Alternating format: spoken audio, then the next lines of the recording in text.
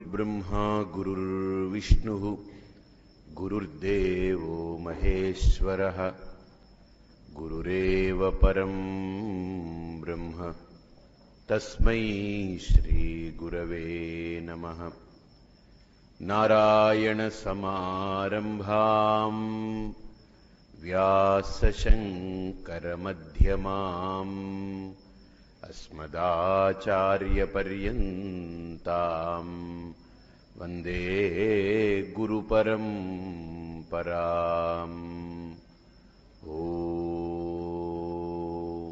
ఉపనిషత్తులనేటువంటివి భారతీయ వాంగ్మయాల సారాంశానికి ఇది పరాకాష్ఠ. అంటే ఏకస్మిన్ విజ్ఞానేన సర్వమిదం విజ్ఞాతం స్యాత్. ఒక ఉపనిషత్తిక్ స్టేట్మెంట్ అది. అంటే ఉపనిషత్తుల్లో ఒక వాక్యం, ఏది తెలుసుకుంటే ఇక తెలియవలసిన అవసరం అంటూ ఏది మిగలదో, ఇంక ఏ అవశేషము లేకుండా పరిపూర్ణమవుతుందో అటువంటి జ్ఞానాన్ని పొందాలి ఒక మనిషి.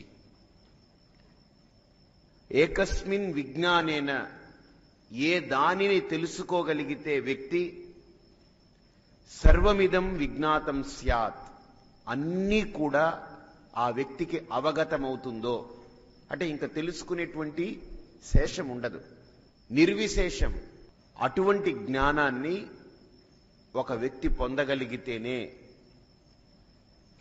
ఆ జ్ఞానము పరిపూర్ణమవుతుంది.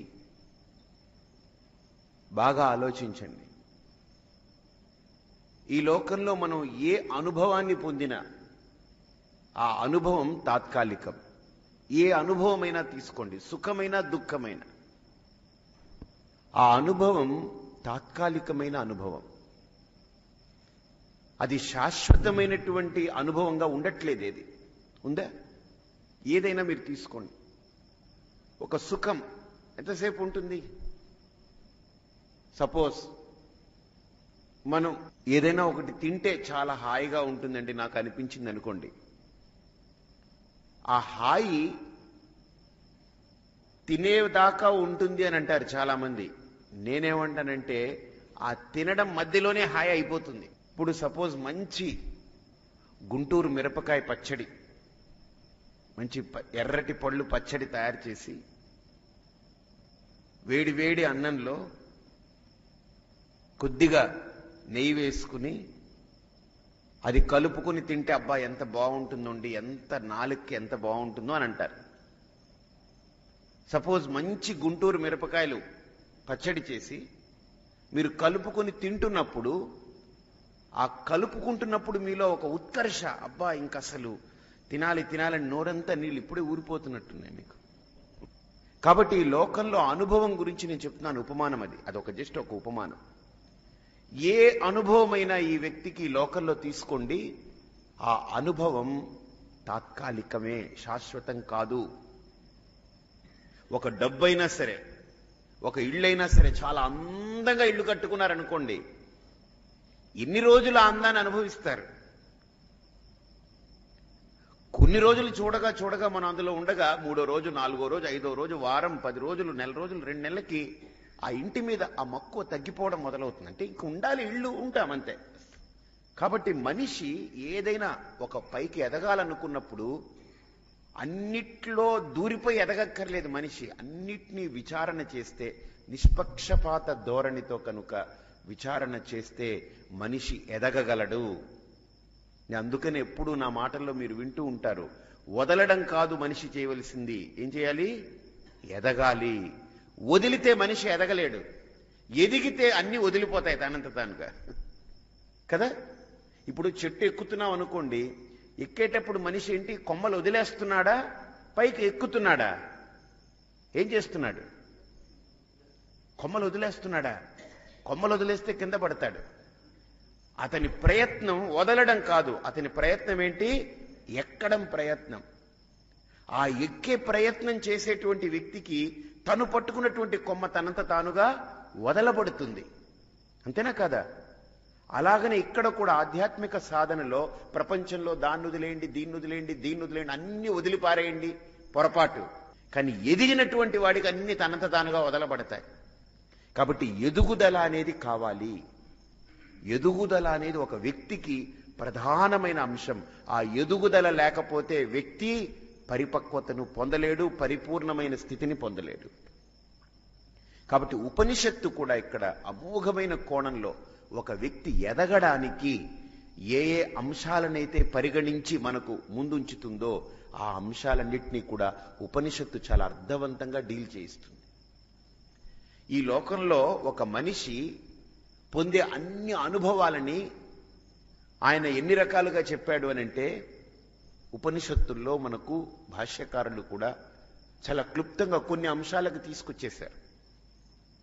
ఆ అంశాలన్నింటినీ మనం పరిగణలోకి తీసుకునే ముందు అసలు ఈ ఉపనిషత్ అనేటువంటిది మనకు ఏం చేయిస్తుంది, అసలు మనకి ఎందుకు ఈ ఉపయోగం, ఉపనిషత్తు ఉపయోగం ఏంటి అంటే, ఉపనిషత్తు చెప్పేటువంటి ప్రధానమైన అంశం ఏంటనంటే, ఈ లోకంలో ఏ అనుభవమైనా తాత్కాలికమే. మళ్ళీ గుర్తుపెట్టుకోండి, మనం అనుభూతి పొందడానికి బయటికి వెళతాం అంటే మన స్వరూపాన్ని విడిచి మనం బయటికి వెళతాం. అనుభూతి పొందిన తర్వాత అబ్బబ్బబ్బా అనుకుంటూ మళ్ళీ మన దగ్గరికి వచ్చి కూర్చుంటాం. మళ్ళీ మనలో మనం ఉన్నప్పుడు అలా ఉండడం ఇష్టం లేక మళ్ళీ బయటికి వెళ్ళే ప్రయత్నం చేస్తాం ఇంకో అనుభవాన్ని చూసి. మళ్ళీ దాన్ని చూస్తాం, కొంతసేపు అయిపోయిన తర్వాత మళ్ళీ మన దగ్గరికి వచ్చేస్తాం. అంటే ఎలాగైతే ఓ పక్షి బయటికి వెళ్తుంది, ఎందుకు వెళ్తుంది?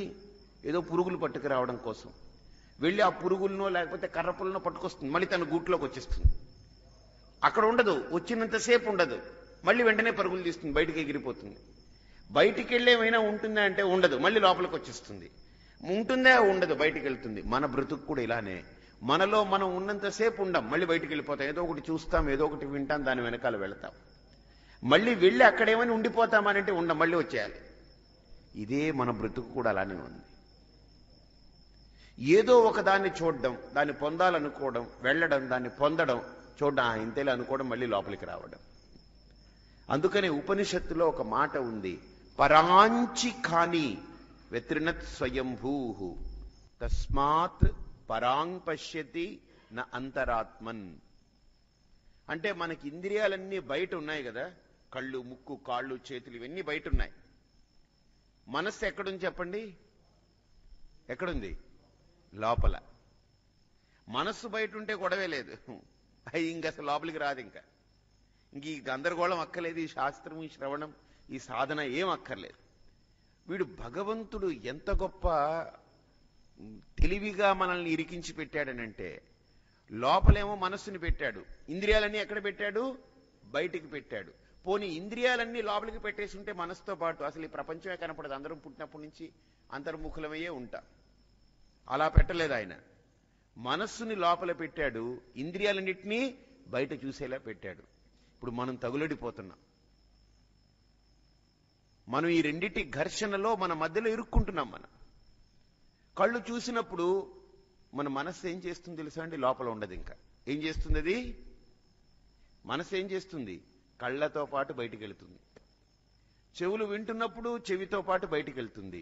అందుకనే ఏదైనా ఒకటి వింటే దాని గురించి ఎలాగైనా దాన్ని తెలుసుకోవాలనేటువంటి తాపత్రయం, ఏదైనా ఒకటి చూస్తే అది నాకు కావాలి, అది తెచ్చుకోవాలనే తాపత్రయం. అంటే ఈ ఇంద్రియాలన్నీ బయటికి వెళ్ళినప్పుడు, బయట వాటిని గుర్తించినప్పుడు, అది నాకు కావాలి అనే భావన లోపల కలిగినప్పుడు ఇంకా ఏదో రకంగా నాకు కావాలనుకున్న దాన్ని నేను తెచ్చుకునేదాకా పడుకోనివ్వను. అంతేనా కాదా? ఇది మనిషికి ఉండేటువంటి సహజ లక్షణం. ఎందుకు ఈ సహజ లక్షణం ఏర్పడింది? ఎందుకు ఈ లక్షణం ఏర్పడింది అనంటే, ఒక్కటే గుర్తుపెట్టుకోండి, ఇంద్రియాలన్నీ బయటికి పరుగులు తీస్తున్నాయి కాబట్టి కళ్ళు బయట దాన్నే చూస్తుంది, లోపల ఎప్పుడైనా చూసుకుంటుందా? కళ్ళు ఎప్పుడైనా లోపలికి తిరిగి ఒకసారి మన లోపల ఏముందో చూడగలదా? చూడలేదు. నా కళ్ళు ఎంతసేపటికి నన్ను చూడనివ్వదు, నన్ను చూడలేదు, మిమ్మల్ని చూస్తుంది, దీన్ని చూస్తుంది, దాన్ని చూస్తుంది. బయట ఉన్న దేన్నైనా కళ్ళు చూడగలదు, కానీ ఏ రోజు కూడా లోపలికి తిరిగి నా లోపల ఉన్నటువంటి దాన్ని చూడలేదు. ఇది దౌర్భాగ్యం. నా ముక్కుకి బయట ఉన్నటువంటి సువాసనలు కానీ దుర్గంధాలు కానీ అన్నీ కనపడుతుంది, కానీ నా లోపల ఉన్నటువంటివి ఏది నాకు కనపడదు. అందుకనే ఒక వ్యక్తి ఇతరుల లోపాలు కనిపెట్టడం కోసం చాలా తాపత్రయపడతాడు, కానీ తన లోపాలని కనిపెట్టుకోవడం చాలా కష్టమైపోతుంది వాడికి. అందుకనే తప్పులెన్నువారు తమ తప్పులెరుగరు, విశ్వదాభిరామ వినురవేమ. ఉర్విజనులకెల్ల ఉండు తప్పు కదా. కాబట్టి ఇక్కడ కూడా ఏమైపోతుందంటే ఇంద్రియాలన్నీ బహిర్ముఖమై బయటికి వెళ్ళిపోతున్నాయి. నేను లోపల నా మనోబుద్ధులు ఉంటుంది. ఏం జరుగుతుందంటే కళ్ళు వెళ్ళి చూస్తుంది, రిపోర్ట్ చేస్తుంది ఇది కావాలని. వెంటనే మనస్సు పరుగులు తీసుకుంటూ వెళ్ళి దాన్ని ఎలాగోలా తెచ్చుకోవాలని ప్రయత్నం. చెవులు వింటుంది, విన్నదాన్ని ఏదో తెచ్చుకోవాలని తాపత్రయం. నాలుకేదో రుచి చూస్తుంది, అది తెచ్చుకోవాలని ప్రయత్నం. కాబట్టి ఇంద్రియాలు బయటికి వెళ్ళి బహిర్ముఖములై బయటికి వెళ్ళి తెచ్చుకున్నటువంటి అంశాలని ఏదో రకంగా దీన్ని నేను సొంతం చేసుకోవాలనేటువంటి ఆరాటం. కాబట్టి ఇంద్రియాలని మనం పక్కకు పెట్టి ఒక్కసారి లోపలుండే మనస్సుతోటి డీల్ చేస్తాయి. ఎందుకంటే ఇది బయట ఉండేది బయట వాటిని చూస్తాయి. ఇంక ఇంద్రియాలు అనేవి బయట విషయాలని తప్ప నన్ను చూడడానికి ప్రయత్నం లేవు. ఇవి చేయలేవి. కళ్ళని ఏమన్నా ఒకవేళ బలవంతంగా మనం తిప్పామంటే కళ్ళు పోతాయి, ఫ్యూజ్ పోతుంది, పనికిరాదు. కాబట్టి ఇంద్రియాలు నన్ను గుర్తించడానికి పనికిరావు. కాబట్టి ఇంద్రియాలని పక్కన పెట్టండి. ఇప్పుడు నన్ను గుర్తించడానికి పనికొచ్చేది ఒకటే సాధనం, ఒకటే పరికరం. ఏంటిది? మనస్సు.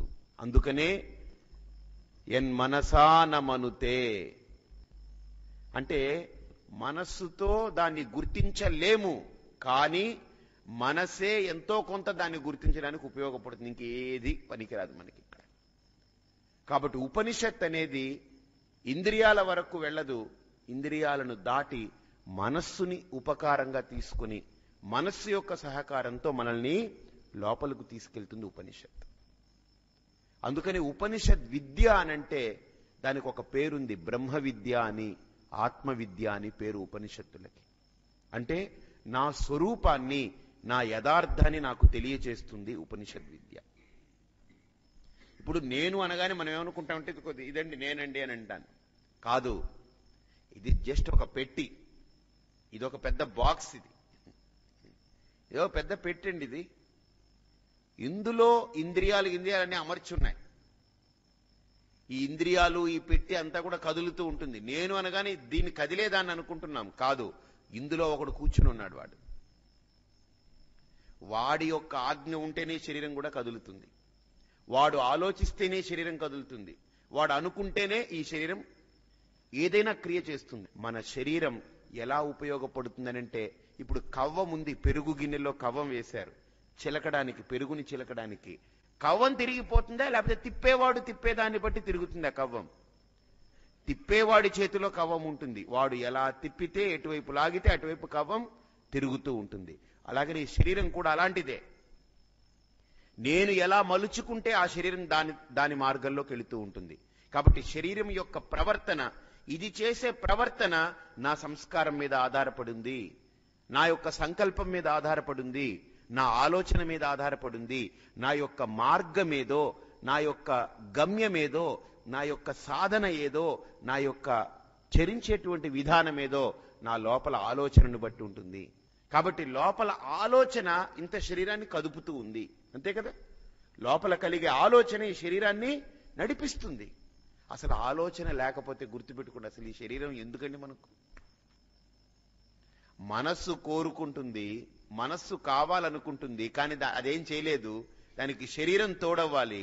కానీ శరీరానికి ఏం అక్కర్లేదు, శరీరానికి ఏం అక్కర్లేదు. ఇప్పుడు మంచి వేడిగా కాఫీ తాగాలి, ఎవరికది? నాలుగుకే, నోటికే కాదు, ఎవరికి? ఏమండి, నాకు మంచి వేడి కాఫీ ఉంటే చాలా బాగుంటుంది. ఎవరికి? నాలుకకే, నోటికే, వ్యక్తికే. వ్యక్తికి. ఆ వ్యక్తి ఎవరు? ఈ నాలుక కాదు, ఈ నోరు కాదు. గుర్తుపెట్టుకోండి, నాకు కావాలి అనుకున్న దానికేమో దేహం లేదు, ఇంద్రియాలు లేదు. ఈ దేహానికి ఇంద్రియాలకేమో ఇవేం అక్కర్లేదు. ఇది ఊరికినే, ఇదో జడం అదొక జడం అంతే. ఎంత విచిత్రమైన ప్రకృతి చూడండి ఇది. కావాలనుకున్న వాడికేమో శరీరం లేదు, అది అశరీరి. శరీరానికేమో ఇవేం అక్కర్లేదు, ఉన్నా అక్కర్లేదు, లేకపోయినా అక్కర్లేదు. కాబట్టి ఇక్కడ ఈ రెండిటితోటి ఈ ప్రపంచంతో ముడిపడి మనం బ్రతుకుతున్నాం. లోపల శరీరము లేని శరీరం ఒకటి, మనోబుద్ధుల్ని ధరించి జీవుడు. శరీరంతో ఇదొక, ఇంద్రియాలతో ఈ శరీరం ఒకటి. కాబట్టి ఇక్కడ నేను అనుకున్నప్పుడు ఈ శరీరము ఇంద్రియాలు కాను, దీనికి విలక్షణమైన వ్యక్తిని, దీన్ని వాడుకునే వ్యక్తిని నేను, శరీరాన్ని వాడుకునే వ్యక్తిని నేను. అందుకనే భగవద్గీతలో కూడా 13వ అధ్యాయంలో కృష్ణుడు అంటాడు, ఇదం శరీరం కౌంతేయ క్షేత్రమితి అభిధీయతే. గుర్తుపెట్టుకోండి, ఈ శరీరం ఏమిటనంటే నేను వాడుకునేదానికి, నేను ఉపయోగించుకునేదానికి పనికొచ్చే అద్భుతమైనటువంటి పరికరం. That's it. ఈ శరీరం, కాళ్ళు కానీ, చేతులు కానీ, నోరు కానీ, కళ్ళు కానీ, ముక్కు కానీ, చెవులు కానీ, ఈ ఇంద్రియ సముదాయంతో కూడుకున్నటువంటి ఈ దేహము నేను వాడుకునేదానికి, నా మనుగడకు, నా అభ్యున్నతికి, నా జీవన యాత్రకు అద్భుతమైనటువంటి పరికరం ఈ శరీరం. కానీ నేను ఈ శరీరం కాను.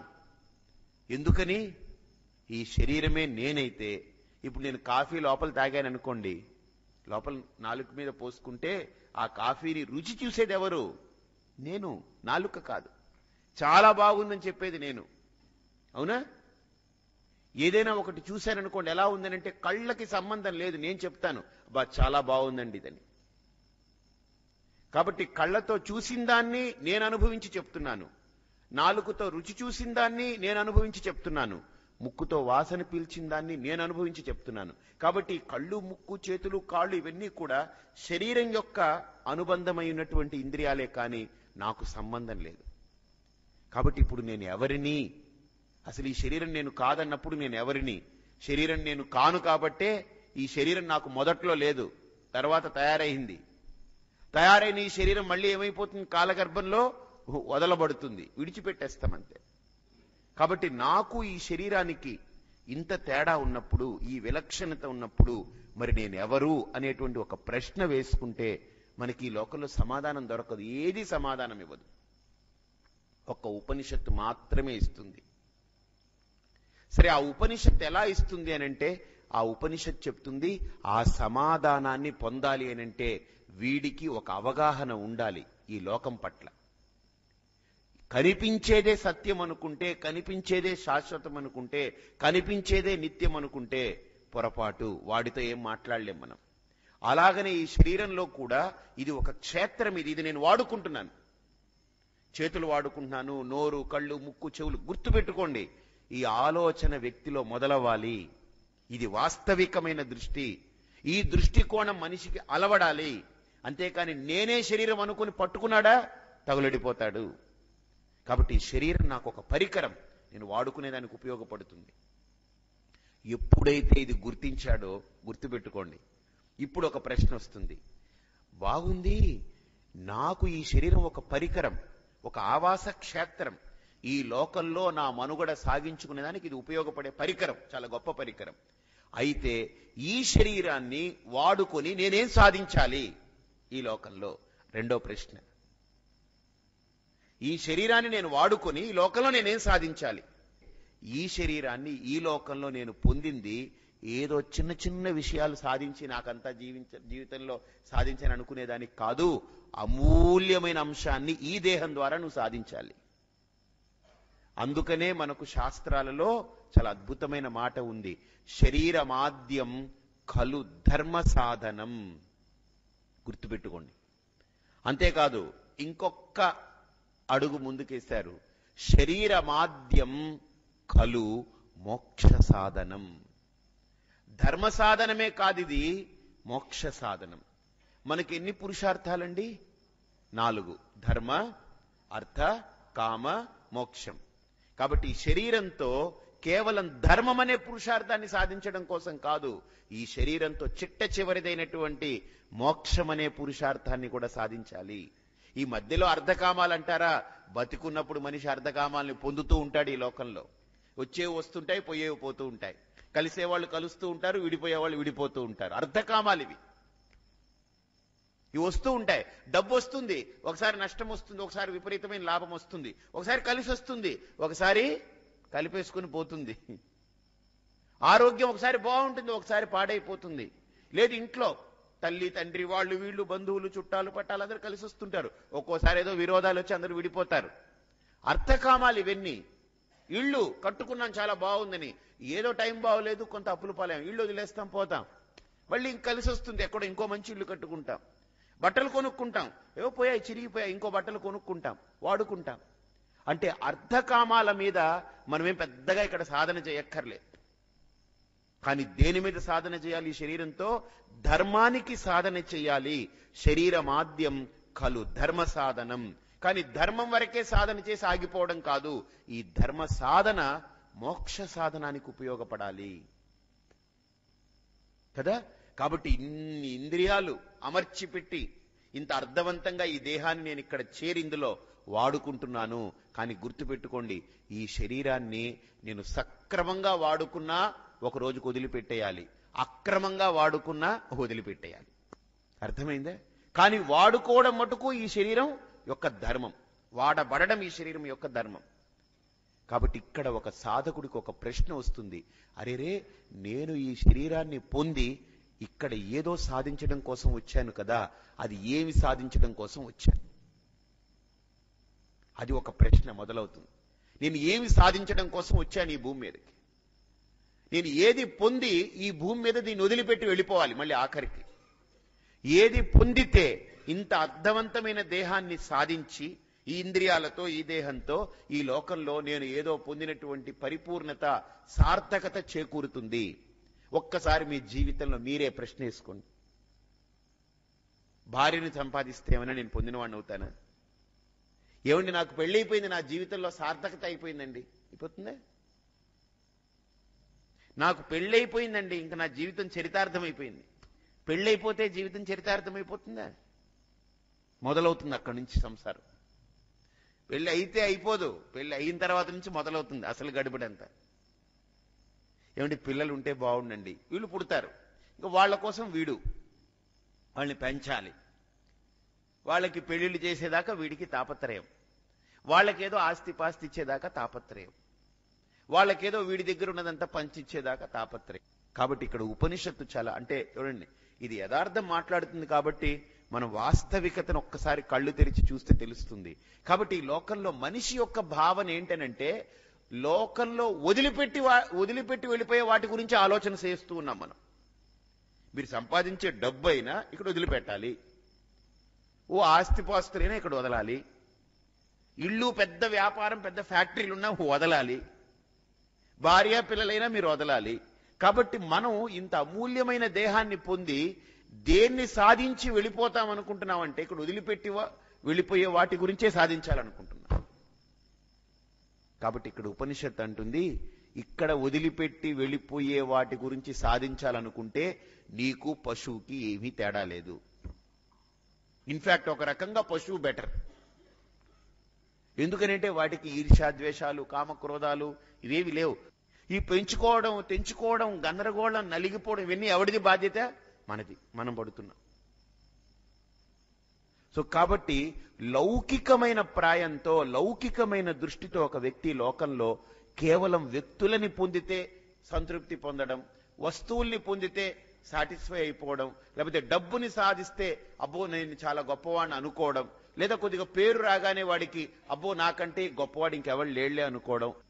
కాబట్టి ఈ లోకంలో గుర్తుపెట్టుకోండి, ఒక మనిషి బయట పడడానికి ఈ లోకంలో చేయవలసినటువంటి సాధన ఉపనిషద్ విద్య. అయితే స్వామి ఈ ఉపనిషత్తుని తెలుసుకోవాలంటే అన్ని వదిలేయమంటారా? నానా, ఉపనిషత్తు వదలమని చెప్పదు. నువ్వేది నీ బాధ్యతలు నీ కర్తవ్యాలు నీ ధర్మాలు వదిలేకు, ఆచరించు. కానీ వాటిని ఆచరిస్తూ నువ్వు దేన్ని సాధించాలో ఈ లోకంలో, దేనికోసరమైతే అమూల్యమైన జన్మ వచ్చిందో నీకు, ఆ అమూల్యమైన దాన్ని పొందడం కోసం ప్రయత్నించు. ఆ అమూల్యమైనది ఏంటి? ఆత్మస్వరూపమే, ఆత్మవిద్య, బ్రహ్మ విద్య. ఆ విద్యను పొందడం కోసం నువ్వు ప్రయత్నించాలి. అందుకని ఇక్కడ శంకరులు అంటారు, ఈ ఉపనిషత్తు ఎందుకు ఉపయోగపడుతుందనంటే, ఏవం హి విరక్తస్య ప్రత్యేగాత్మ విషయం విజ్ఞానం శ్రోతుం మంతుం విజ్ఞాతుం చ సామర్థ్యం ఉపపద్యతే. ఎవరైతే ఈ లోకంలో ఈ లోకం యొక్క పరిధిని తన దేహం యొక్క పరిధిని గుర్తించారో, రెండోది ఏ వ్యక్తి అయితే కూర్చుని ఆలోచన చేసి లోపల ధ్యానం చేసి తనకి ఈ దేహానికి ఏ సంబంధం లేదు, ఇది తను ధరించినటువంటి ఒక పరికరం, ఈ పరికరంతో ఈ లోకంలో బ్రతుకుతుంటాము, ఉదయం మేలుకున్నామంటే ఈ శరీరంతో తాదాత్మ్యం చెంది మమేకమై బయటకు వచ్చి కళ్ళు నలుపుకుని బయట చూసి ఓహో నేను పలానా వాడి భార్యని, పలానా వాడికి తల్లిని, పలానా వాడికి చెల్లిని, పలానా వాడికి కోడల్ని, పలానా వాళ్ళకి కూతుర్ని అనుకుంటూ మన ఉపాధి ధర్మాలు ఈ శరీరాన్ని దృష్టిలో పెట్టుకుని అందరితో ముడిపెట్టుకుంటాం. అంతేనే కాదా? ఏమిటి ఇప్పుడు మా అమ్మాయి అండి అంటారు, దేన్ని చూపించంటాడు? శరీరాన్ని. అంతేనా కాదా? ఇప్పుడు అమ్మాయి పోయింది అనుకుందాం, ఇప్పుడు అక్కడ శరీరం లేదు, ఇగో మా అమ్మాయి అండి అని చూపిస్తాడా? లేదు చూపించడానికి. కానీ మా అమ్మాయి పోయింది అంటాడు. పోయింది అంటే అర్థం ఏం తెలుసండి దాంట్లో? ఇక్కడ పోయింది కానీ ఎక్కడో ఉందని అర్థం. పోయి ఉంది అంటే ఆవిడేం పోలేదు. చూడండి, గుర్తుపెట్టుకోండి, పోలేదు, ఏమైంది? పోయింది. అంటే పోయింది అంటే అర్థం ఏంటంటే ఇక్కడ మా దగ్గర లేదు కానీ ఎక్కడో చోట ఉంది మళ్ళీ. కాబట్టి ఇక్కడ బాగా ఆలోచించండి. ఒక వ్యక్తి విచారణ చేసి ఈ దేహము తనకు మధ్య ఉన్నటువంటి అంతరాన్ని గుర్తించి తను ఈ దేహం కంటే విలక్షణమైనటువంటి ఆ మహా తత్వం అనేటువంటిది కనుక గుర్తించగలిగాడంటే తనకి దేహం ఎలా అవుతుంది తెలుసండి? జస్ట్ మనం వాడుకునే బట్టలా మనకు తయారవుతుంది. మనం ఎలాగైతే ప్యాంటు షర్టు వేసుకుంటామో, లేదు ఒక జోళ్లు తగిలించుకుంటామో కాళ్ళకి, చెప్పులు, అలాగని ఈ శరీరాన్ని నేను వాడుకుంటున్న అనుభూతి నాకు కలుగుతుంది. నేను శరీరం ఒకటే బ్రతికేటువంటి నాలో ఇప్పుడు నేను దేహ విలక్షణమైన వ్యక్తిగా నేను గుర్తింపు పొందుతున్నాను. నాలో అవగాహన కలిగింది. బాగా గుర్తించండి, ఆ అవగాహన కలిగిన వ్యక్తికి ఒక భావన పుడుతుంది. ఓహో, నేను ఈ దేహం కాను, ఈ లోకంలో ఉండే అన్ని దేహాలకి నాకు సంబంధం అంతే, ఈ దేహంతో నాకే సంబంధమో బయట ఉన్న దేహాలతో నాకు అంతే సంబంధం. అంతే కదా? అసలు ఈ దేహమే నేను కాదనుకున్నప్పుడు బయటున్న భార్య నాకేం సంబంధం చెప్పండి? బయటున్న భార్య నాకేం సంబంధం అండి? ఏ రకంగా సంబంధం? భార్య అని అనుకుంటున్నాను అంతే. బస్ నాకు ఏ రకమైన సంబంధం లేదు కాబట్టే నాకు టైం వచ్చినప్పుడు నేను చెప్పా పెట్టకుండా తట్టపుట్టాన్ని సర్దుకుని పోతున్నా. నేను అసలు ఎవ్వరితో ఎవరికి సంబంధం లేదు. ఇక్కడ కలుపుకుంటూ ఒక సంబంధాన్ని ఇక్కడ ఏర్పాటు చేసుకుని ఒక వ్యవస్థను ఏర్పాటు చేసుకుని బ్రతుకుతున్నాం. ఆ వ్యవస్థ ఎందుకు అనంటే ధార్మికంగా, సశాస్త్రీయంగా, హేతుబద్ధంగా మన జీవన స్రవంతి పశుతుల్యంగా కాకుండా ఒక మానవ తుల్యంగా, ఒక మనుష్య జాతిలో ఉన్నటువంటి మనకు పశుజాతి కాదు కాబట్టి, ఒక మానవ కులం కాబట్టి మనది ఒక ధార్మికమైన, ఒక చట్టబద్ధమైన, ధర్మబద్ధమైన జీవిత ప్రమాణాన్ని ఎంచుకుని బ్రతుకుతున్నాం ఇక్కడ. అంతేకాని ఇదేదో శాశ్వతమనో ఇది పర్మనెంట్ అనో కాదు. కాబట్టి ఇక్కడ ఈ లోకంలో ఎవడి గతి వాడిది, ఎవడి మార్గం వాడిది, ఎవడి గమ్యం వాడు నిర్దిష్టంగా చేసుకుని వాడు సాధన చేసి పొందాలే. కానీ ఇక్కడ ఇదేదో పొందాం, ఏమండి నాకేముందండి, నాకు భార్య ఉంది, నాకు భర్త ఉన్నాడు, పిల్లలు ఉన్నారు, ఇల్లుంది, బ్యాలెన్స్ ఉంది, నాకు అన్నీ ఉన్నాయి, ఆరోగ్యం బాగుంది, అంతా అంతకంటే నాకేం కావాలి? ఇంతకంటే నాకేం కావాలంటే ఎన్ని చచ్చిపోతావు ఏదో రోజు, ఇన్ని పోతాయి, ఊడిపోతాయి, ఇన్ని నిలబడేవి కావు, ఊడిపోతాయి. ఈ ఆలోచన మనిషికి కలగాలి. ఇక్కడ నేను దేన్ని పొందినా, ఏది సాధించినా ఇందులో ఒక్క పూచిక పుల్ల కూడా నాది కాదు. అందుకనే సంప్రాప్తే సన్నిహితే కాలే నహి నహి రక్షతి. ఏది నిన్ను రక్షించడానికి రావు. ఆ పోయే టైం వచ్చేటప్పుడు అన్ని అలా నిలబడి ప్రేక్షక పాత్ర చూస్తుంది. భార్య అయినా నిలబడి చూస్తుంది, డాక్టర్ గారైనా, ఫ్యామిలీ డాక్టర్ అయినా సరే, వాడు పోతున్నాడు అనుకోండి, చూస్తాడు నిలబడి, అంతే, ఇంకేం చేయలేమమ్మా, అయిపోయింది అంతే, ఇంకా ఒక అరగంటలో అయిపోతుందమ్మా. మీ వాళ్ళందరికీ చెప్పేయండి, కబురు చెప్పేయండి, ఏమండి డాక్టర్ గారు మీరు మా ఫ్యామిలీ అయితే నేనేం చేయనమ్మా, మీ ఫ్యామిలీకి డాక్టరే గారు, ఆయన ప్రాణానికి కాదు కదా. కాబట్టి సంప్రాప్తే సన్నిహితే కాలే నహి నహి రక్షతి. ఏదైనా ఒక్కటి వాడిని రక్షించమనండి. నేనైనా అంతే, మీరైనా అంతే. సంప్రాప్తే సన్నిహితే కాలే నహి నహి రక్షతి. కాబట్టి ఒక వ్యక్తి పోయే టైంలో ఇది గుర్తించినా ఉపయోగం లేదు, కానీ బ్రతికున్నప్పుడే తన యొక్క ఆఖరి గడియను కనుక గుర్తించగలిగితే ఇప్పుడు బ్రతికే బ్రతుకుని వాడు పరమార్థం వైపు నడుపుకోగలడు. ఇప్పుడు ఆ బ్రతుకుని పండించుకోగలడు. అంతేకాని దాన్ని ఇప్పుడు గుర్తించుకోకుండా, దాన్ని గుర్తుకు రానివ్వకుండా ఏదో బతికేసి నొల్లేసి పడేసి తిరిగేసి గందరగోళం చేసి ఎగిరి గెంతి ఆడేసి పాడేసి జీవితం అంతా గడిపేసి ఆఖరికి పోయే టైం వచ్చినప్పుడు ఇప్పుడు మనం మారుదామనుకున్నా, ఇప్పుడు ఏం చేద్దామనుకున్నా కుదరదు. అందుకనే కాళహస్తీశ్వర శతకంలో దూర్జటి అంటాడు, ఎప్పుడు నీలో ఆ పరివర్తన కలగాలి, ఎప్పుడు నీకు ఆలోచన కలగాలి అని అంటే, ఎప్పుడో ఇంకా అయిపోయింది, ఇంకా ప్రాణం ఆగిపోతుందన్నప్పుడు కుదరదయ్యా. ఎప్పుడు? దంతంబుల్ పడనప్పుడే, తనువు ఎందారూఢి ఉన్నప్పుడే, కాంతా సంగము రోయనప్పుడే, కురుల్ వెల్వెల్లబోనప్పుడే, వింతల్మేన చరింపనప్పుడే, జరాక్రాంతంబుగానప్పుడే. అంతా ఊడిపోయి వదిలిపోయి అనిపోయిన తర్వాత ఇంకొక కొన్ని గడియల్లో వీడు వెళ్ళిపోతాడనగా, జీవుడి దేహం విడిచిపెట్టి వెళ్ళిపోతాడనగా, అప్పుడు నేను ఏదైనా మారుతాను, ఏమిటి గురువు గారు నాకు ఏదైనా చెప్పండి అనడానికి వీడికి మాటలు రావు. ఒకవేళ గురువు వచ్చి ఉపదేశించిన చెవికి ఎక్కవు. ఎందుకని? ఇంకా అయిపోయింది, వాడికి అన్ని సర్దుకుని వెళ్ళిపోయే టైంలో ఏమన్నా చెవిలోకి ఎక్కుతాయా? ఇప్పుడు వాడు సర్దుకుని వెళ్ళిపోయే టైంలో ఉంటాడు వాడు హడావుడిగా. ఇప్పుడు ఏదో వాడు ఓ ప్రయాణమే వెళ్తున్నాడు ఇంట్లో నుంచి, అంత టైం దగ్గర పడిపోయింది, బ్యాగుల్లో చదువుతున్నాడు, ఇది లాగుతున్నాడు, ఇది పెడుతున్నాడు, టైం దగ్గర పడిపోయింది. ఎవడో ఫోన్ చేశాడు, వీడు ఫోన్ ఎత్తాడు, చెప్పురా అన్నాడు, ఇలా పెట్టుకున్నాడు, ఏదో సర్దుతున్నాడు అనుకోండి, వాడు ఏదో మాట్లాడు, నాకు టైం అయిపోయింది, పెట్టి నువ్వు ఫోన్ పెట్టి అంటాడు, పక్కన పెట్టేసి వీడు సర్దులతో వీడు హడావుడికి పడుతుంటాడు. అలాగనే ఈ శరీరాన్ని విడిచి జీవుడు నిష్క్రమించేటప్పుడు అన్ని సర్దుకోవడంలో హడావుడి పడతాడు తప్ప ఇంకా మనం ఏం చెప్పినా వాడికి ఎక్కదు. అందుకని సంప్రాప్తే సన్నిహితే కాలే. అసలు మరణం అనేది ఒక వ్యక్తి పోయిన వాళ్ళ గురించి మనం విచారించడం కంటే, పోయిన వాళ్ళ గురించి ఒకసారి మనం వివేకంతో ఆలోచించి చూస్తే, వాడు పోయాడని నేను బాధపడుతున్నాను, నేను రేపు ఆ కోవలో వెళ్ళిపోతే ఇంకొందరు బాధపడుతుంటారు. ఇప్పుడు వాడు పోయాడని నేను బాధపడుతున్నాను, నేను పోయాడని కొంతమంది బాధపడతారు. అంతే. కాబట్టి ఒకటి ఆలోచించాలి, ఈ శరీరాన్ని మనం ఇక్కడ వాడుకోవాలి. దీనికి రెండు రకాలుగా వాడకం. ఒకటి, లోకంలో విషయాల్ని పొందడం కోసం వాడుకోవాలి. రెండు, నేను ఈ లోకంలో విషయాల్ని పొందడం కోసం వాడుకున్న ఈ శరీరాన్ని లోకంలో పొందబడ్డ విషయాలన్నింటినీ ఇక్కడే వదిలిపెట్టి వెళ్ళిపోవాలి. కాబట్టి వెళ్ళిపోయే నేను దేన్నో ఒకదాన్ని పొందాలి. ఆ పొందబడేది తాత్కాలికం అవ్వకూడదు, శాశ్వతం అవ్వాలి, నిత్యమైనదై ఉండాలి, సత్యమైనదై ఉండాలి. అది ఏంటి అంటే ఇక్కడ అంటుంది, ఏవం హి విరక్తస్య ప్రత్యేగాత్మ విషయం విజ్ఞానం శ్రోతుం మంతుం విజ్ఞాతుం చ సామర్థ్యం ఉపపద్యతే. అందుకని ఉపనిషత్ చాలా స్ట్రైట్ ఫార్వర్డ్ గా, క్లియర్ కట్ గా, చాలా స్పష్టంగా తేట తెల్లంగా మన ముందు చెప్తుంది. ఎవడైతే తను ఈ దేహాన్ని వాడుకొని ఒకరోజు ఈ దేహాన్ని పడేసి పోవాలి అని వాస్తవాన్ని గుర్తించాడో వాడిలో మార్పు వస్తుంది.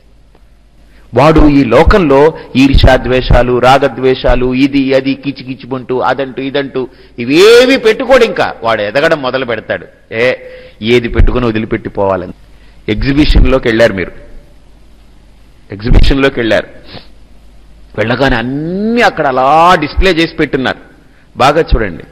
మీరు వెళ్ళి చూసి, అబ్బా ఇది చాలా బాగుంది, ఈ బొమ్మ చాలా బాగుంది, ఇక్కడ ఇది చాలా బాగుంది, అక్కడ ఇది చాలా బాగుంది అని ఎలాగైతే చూస్తూ, అక్కడ పాప్కార్న్ అమ్ముతుంటారు, కొనుక్కొని తింటాం, జెయింట్ వీల్ ఉంటుంది ఎక్కుతాం, లేకపోతే అక్కడికి వెళ్తాం దాన్ని చూస్తాం, ఇక్కడికి వెళ్తాం దీన్ని చూస్తాం, అన్నీ చూస్తాం. ఓ 2 గంటలో 3 గంటలో 4 గంటలో 5 గంటలో టికెట్ కొనుక్కొని వెళ్ళాం. వెంటనే రావాలని నియమం లేదు, అది మన ఇష్టం. ఇది కూడా ఓ ప్రదర్శనశాల అంతే బస్. ఇక్కడ కూడా అన్నిటినీ చూస్తాం, మనుషులు, పశువులు, పక్షులు, క్రిములు, కీటకాలు, లోకం ఓ విచిత్రం, గొప్పగా ఉంటుంది. గుర్తించి మనం ఒక్కటి ఎవడైతే ఇది కూడా ఒక గొప్ప ఎగ్జిబిషనే, బస్ నేను మారాలి, నేను ఎదగాలి, వీటిని వదిలిపెట్టి వెళ్ళాలి, కానీ ఏది పట్టుకునేదానికి ఏం కాదు. ఇది టికెట్ ఇచ్చాడు కదా అని జెయింట్ వీలు పట్టుకుని పట్టుకొచ్చేయి, మా ఇంటికి పట్టుకొచ్చేయని, లేకపోతే అక్కడ ఎగ్జిబిషన్లో కనిపించేంత మనం టికెట్ పెట్టి కొనుక్కుని వెళ్ళాం కదా అని, మనకు టికెట్ ఉంది కదా లోపలికి వెళ్ళడానికి అని చెప్పి లోపల ఉన్నవన్నీ మనం పట్టుకొచ్చేస్తామంటే ఊరుకుంటారా? నో, నువ్వు చూడు, ఎక్కు, అనుభవించు, వదిలేసి వెళ్ళిపో బస్ అంతే. అలాగనే ఈ లోకంలో కూడా మనం ఈ దేహాన్ని పొందొచ్చాం. చూడు, నీకు లభిస్తే అనుభవించు, లేకపోతే ఏదైనా నీకు లభించినా లభించకపోయినా వదిలిపెట్టిపోవాల్సిందే బస్. నీది అంటూ అని ఏది క్లెయిమ్ చేయకి. ఇక్కడ ఇది నాది, ఇది నాకే సొంతం, ఇది నాదే క్లెయిమ్ చేయకేది. క్లెయిమ్ చేసావా దెబ్బతింటావు. ఎవడైతే ఈ క్లెయిమింగ్ నేచర్ నుంచి క్లెయిమ్ అవుతాడో, క్లెయిమ్ చేస్తాడంటే ఎదుగుతాడో, వాడికి ఒక భావన, అద్భుతమైన భావన కలుగుతుంది. ఏం తెలుసా అండి? ఇది ఏది నాది కాదు, ఇదంతా నాకు ఇవ్వబడ్డది, ఇది నాకు అమర్చి పెట్టబడింది. నేను భార్యను తయారు చేసుకోలేదు, నాకు వచ్చింది ఆవిడ. నేను పిల్లల్ని ఏం తయారు చేయలేదు, వాళ్ళు కలిగారు నాకు. కాబట్టి నా జీవితాన్ని నేనేం తయారు చేసుకోలేదు, నాకు కలిగింది సంప్రాప్తమే. అమ్మ నాన్న నాకు ఇవ్వబడ్డది, ఈ జన్మ నాకు ఇవ్వబడ్డది, భార్య నాకు ఇవ్వబడ్డది, పిల్లలు నాకు కలిగారు. ఇవన్నీ నాకు జీవితంలో కలిగాయనంటే ఎవరో నాకు ఇవన్నీ కూడా అమర్చి పెట్టారు. నాకు అమర్చి పెట్టబడ్డ అంశాలొద్దు, నాకు వాడు కావాలి. ఎవరైతే ఇవన్నీ అమర్చి పెట్టి ఆఖరికి వీటన్నిటినీ తీర్చేసి పక్కకు తప్పించి నన్ను వీటి నుంచి బయటికి తీసుకెళ్ళిపోతున్నాడో వాడు కావాలి. అది కావాలనుకుంటే దాని గురించి ఇక్కడ శంకర్లు అంటారు, నా అన్యథా ఉపపద్యతే. ఈ లోకంలో ఒక్క శ్రవణ మనన నిధిధ్యాసన అనేటువంటి ఈ ఉపనిషత్ సిద్ధాంతాన్ని శ్రవణం చేయడం తప్ప మిగతా మార్గం లేదు. అందుకనే ఏతస్మాచ్చ ప్రత్యేగాత్మ బ్రహ్మ విజ్ఞాన ఆత్మ సంసార బీజం అజ్ఞానం కామ కర్మ ప్రవృత్తి కారణం అశేషతః నివర్తతే. అంటే ఈ శరీరంలో నేనుంటున్నాను కదా, నేను వాడుకుంటున్నాను ఈ శరీరాన్ని. ఈ శరీరంలో నేను ఈ శరీరాన్ని వాడుకుంటూ లోకంలోకి వెళ్ళి ఇది నాది ఇది నాది అని అన్నిటినీ కలుపుకుని ఆడుకుంటూ వాడుకుంటూ వీటితో మమేకమై మళ్ళీ వదిలిపెట్టేసి పోతున్నాను కదా. మరి నేను ఎవరో, నా యొక్క యథార్థ స్థితిని నేను గుర్తించాలంటే నాకు మార్గం ఏంటి అనంటే ఇక్కడ శాస్త్రం అంటుంది, నీ యథార్థ స్థితిని, నీ యథార్థ తత్వాన్ని గుర్తింపజేస్తుంది ఈ ఉపనిషత్. ఉపనిషత్ ఒక్కటే నీ యొక్క ఉనికిని, నీ యొక్క యథార్థ స్థితిని గుర్తింపజేస్తుంది, నాణ్యత ఇంకా వేరే ఏదీ కాదు. నీకు నిన్ను చక్కగా తెలియజేస్తుంది ఉపనిషత్. ఈ లోకంలో నా ముఖం నేను చూడాలి అని అంటే ఏమిటి సాధనం? అద్దం, అంతే కదా. లేకపోతే మంచి వజ్రం, ఇది ఎన్ని కోట్లు చేస్తుందో, ఈ వజ్రం మీ ముఖాన్ని చూపిస్తుందండి, చూపిస్తుందా? వజ్రం చాలా విలువైనదైతే అయి ఉండొచ్చు కాక నా ముఖాన్ని చూపించలేదు కదా. అద్దానికంత విలువ లేదు. అద్దాన్ని కొయ్యాలంటే ఏది కావాలి? వజ్రంతోటే కోస్తాం అద్దాన్ని, గుర్తుపెట్టుకోండి. అద్దాన్ని కట్ చేయాలంటే దేంతో కట్ చేస్తాం? వజ్రంతోటే కట్ చేస్తాం. వజ్రానికి చాలా విలువ ఉంటే ఉండొచ్చు, కానీ నా ముఖం చూసుకోలేను అందులో. అద్దానికి పెద్ద విలువ లేకపోవచ్చు, కానీ నా ముఖాన్ని కనిపించేది ఏది, ప్రతిబింబింపజేసేది అద్దమే. అలాగనే ఈ లోకంలో ఏ శాస్త్రము, ఏ గ్రంథాలు, ఏ పురాణేతిహాసాలు నన్ను నాకు తెలియచెయ్యనివ్వవు. అవన్నీ ఏదో దేవుడి గురించో, చరిత్ర గురించో, ఓ క్షేత్రం గురించో, ఒక తీర్థం గురించో, ఒక మహాత్మ్యం గురించో, దాని గురించో మాట్లాడుతుంది. కానీ నా గురించి నాకు తెలియచెప్పే ఏకైక మార్గం ఉపనిషత్ మార్గం. ఆ ఉపనిషత్తే నాకు నా గురించి తెలియచేస్తుంది. నాకు నా గురించి పరిపూర్ణమైనటువంటి బోధ చేసి నన్ను సంస్కరిస్తుంది. కాబట్టి ఆ ఉపనిషత్తుని నేను పొందాలి అనేటువంటి ఆ జిజ్ఞాసతో ఈ కేనోపనిషత్ అనేటువంటిది ప్రారంభమవుతుంది. ఈ కేనోపనిషత్ అనేటువంటిది సామవేద అంతర్గతమై ఉంది. ఈ ఉపనిషత్ సామవేదంలో నుంచి వచ్చింది.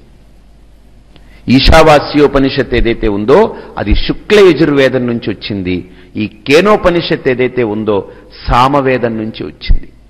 దీనికి ఎందుకండి కేనోపనిషత్ అని పేరు వచ్చింది అనంటే, ఈ ఉపనిషత్తు ప్రారంభమే కేనేషితం ప్రేషితం మనః పతతి కేనేషితాం వాచమిమాం వదంతి చక్షుః శ్రోత్రం కౌదేవో యునక్తి.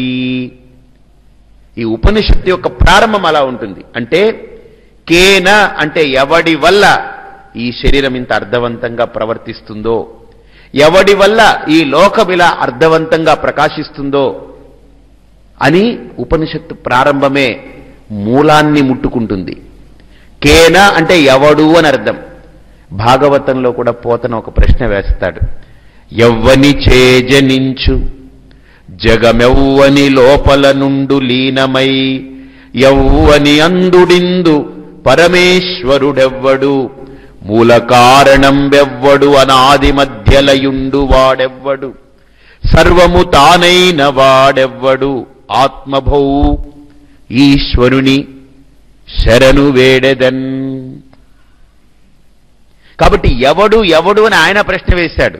ఇక్కడ ఈ ఉపనిషత్తు కూడా అదే ప్రశ్న వేసింది. అంటే ఈ ఉపనిషత్ సిద్ధాంతాన్నే ఆయన ఆ ప్రశ్నల రూపంలో పెట్టాడు. ఆయన ఇక్కడ ఉపనిషత్తు ఎలా ప్రారంభమవుతుంది? కేనేషితం ప్రేషితం మనః పతతి కేనేషితాం వాచమిమాం వదంతి చక్షుః శ్రోత్రం కౌదేవో యునక్తి. ఉపనిషత్ మంత్రం విచారణాత్మకంగా లోపలికి వెళుతుంది. ఏమయ్యా నువ్వు మాట్లాడుతున్నావు, చూస్తున్నావు, వింటున్నావు, కదులుతున్నావు, తింటున్నావు, పడుకుంటున్నావు, అసలు ఈ చూడడం అనేది ఎవడి వల్ల జరుగుతుంది? వినడం అనేది ఎవడి వల్ల జరుగుతుంది? మాట్లాడడం అనేది ఎవడి వల్ల జరుగుతుంది? నేను మాట్లాడుతున్నానంటున్నావు, నేనెవరు? మాట్లాడేది నాలుక, నోరు, కానీ మాట్లాడించేవాడెవడు? నేనంటున్నావు, ఆ నేనెవరు? ఎప్పుడైనా చూసావా? నేను మాట్లాడుతున్నాను అనేస్తున్నావు, కానీ ఆ మాట్లాడే మాటకు వెనక ఉన్న నీవెవరు? చూసే కంటితో చూసే చూపుకి వెనక ఉన్న నీవెవరు? ఎప్పుడైనా గుర్తించావా? వినే వినికిడి ఉన్నటువంటి చెవికి వెనక ఉన్న నీవెవరు? ఇన్ని చేస్తున్నావు కదా, ఇన్ని జరుగుతున్నటువంటి క్రియాకలాపాలకి వెనక ఉన్న ఆ వ్యక్తి ఎవరు? ఎప్పుడైనా గుర్తించావా?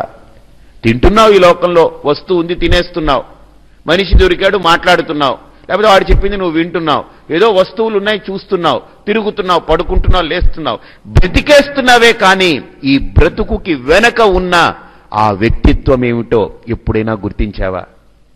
లేదు. మొత్తం నిరర్ధకం. అలాగని శరీరం ఎంత అందంగా ఉన్నా, ఎంత విలువైందైనా, ఎంత ఖరీదైన మనోబుద్ధులున్నా, వీటన్నిటినీ వాడుకునే వ్యక్తి లోపల ఉన్నాడు, నడిపించేవాడు. అసలు వాడిని మనం ఎప్పుడూ గుర్తించట్లేదు. అది విలువైనది, విలువైనటువంటిది వాడు దీన్ని వాడుకుంటున్నాడు, దీన్ని ఉపయోగిస్తున్నాడు, దీన్ని చక్కగా అన్ని రకాలుగా అర్థవంతంగా దీన్ని నడుపుతున్నాడు. వాడిని మనం ఎప్పుడైనా గుర్తించే ప్రయత్నం చేశామా? లేదు. బాగా చూస్తున్నానని అంటాను, నా చూపుకే ఉందండి, బ్రహ్మాండంగా ఉందంటాం, కానీ చూపు బాగుందంటున్నామే, కానీ ఆ చూసే వాడిని ఎప్పుడైనా చూసే ప్రయత్నం చేశామా? లేదు. నేనే బ్రహ్మాండంగా మాట్లాడతానండి, మాటలని మనం పొగుడుతున్నాం, కానీ మాటల వెనక నిలబడున్న వాడిని ఎప్పుడైనా మనం గుర్తించామా? లేదు. కాబట్టి ఉపనిషత్తు అంటుంది, నీ ఇంద్రియాలతో చేసే కర్మలని చూసి ఓ మురిసిపోతున్నావు, ఈ కర్మలన్నిటికీ వెనక ఉన్నటువంటి ఆ ఆత్మ చైతన్యాన్ని ఎప్పుడైనా గుర్తించావా? అది ఎవరు? నేను అంటున్నావు కదా, అది ఎవరు అనేటువంటి ప్రశ్న మొదలుపెట్టింది. కేనేషితం ప్రేషితం మనః పతతి కేనేషితాం వాచమిమాం వదంతి. ఉపనిషత్తు మొదలు పెడుతుంది. అంటే శరీరాన్ని దాటించి, ఇంద్రియాల్ని దాటించి, ఇది నువ్వు వాడుకునే ఒక గొప్ప పరికరం అయ్యా, ఈ గోళకం, ఇది పెద్ద శరీరం, ఇందులో ఇంద్రియాలు ఇవన్నీ, వీటితో ఆగిపోకు, వీటన్నిటినీ వాడుకునే వ్యక్తి లోపల ఉన్నాడు. వాడు మేలుకుంటే ఉదయాన్నే లేచి పరుపు మీద నుంచి అబ్బా ఇది నా ఇల్లు, నా భార్య, నా పిల్లలు, నా భర్త, అబ్బో నా వ్యాపారం, నా డబ్బు, ఇవన్నీ గుర్తుకొచ్చేస్తాయి. వాడు పడుకుంటే ఇవన్నీ పడిపోతాయి. ఎవడు మేలుకుంటే ఇవన్నీ లేస్తుందో, ఎవడు పడుకుంటే ఇవన్నీ పడుకుండిపోతున్నాయో. ఇంకోటి గుర్తుపెట్టుకోండి, పడుకున్న తర్వాత వాడు ఇంకా లేవలేదనుకోండి, ఉదయం వచ్చి చూస్తారు, పోయాడు, ఇంక వాడు పోయాడు, వాడికి ఏమన్నా ఉందా? ఇంకా వాడు ఏమైనా క్లెయిమ్ చేస్తాడు ఇదంతా నాదని? నథింగ్. వాడు ఇంకా మళ్ళీ లేవకుండా పడుకుంటే కనుక అయిపోయింది, ఇంకంతే, మొత్తం బంద్. కాబట్టి ఆలోచన చేయండి ఒక్కసారి. మీరు ఎప్పుడైనా కూర్చున్నప్పుడు, ఏంటిది, నేను విడిచిపెట్టి వెళ్ళాలి కదా, వెళ్లేలోపు నేను ఇక్కడ సాధించాలి, నా యథార్థ జ్ఞానాన్ని నేను పొందగలగాలి. ఎందుకనంటే నేను ఈ మాట చెప్తున్నాను, తన గురించి తాను ఆలోచించగలిగే శక్తి ఒక్క మానవుడికి మాత్రమే ఉంది.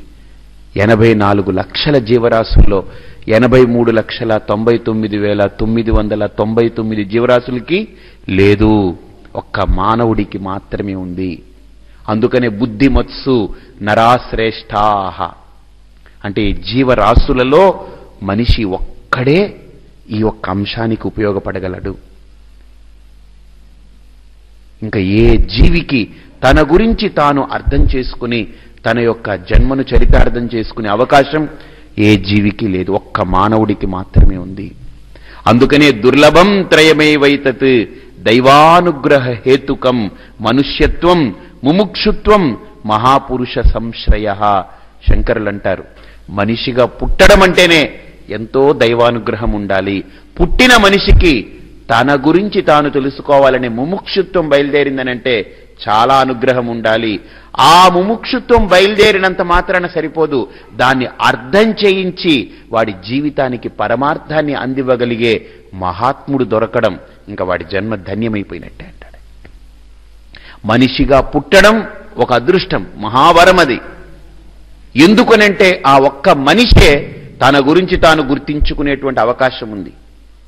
ఆ గుర్తింపు పొందడానికి ఇంకో మహాత్ముడు తోడై వాడి జీవితాన్ని సంస్కరిస్తే అంతకంటే ఏం కావాలి జీవితానికి. కాబట్టి ఆ ఉపనిషత్తు ఆ స్థితిని కలిగిస్తుంది కేనోపనిషత్తు. కాబట్టి ఇది సామవేదంలో మనకు 9వ అధ్యాయం నుంచి ప్రారంభమవుతుంది ఈ ఉపనిషత్తు.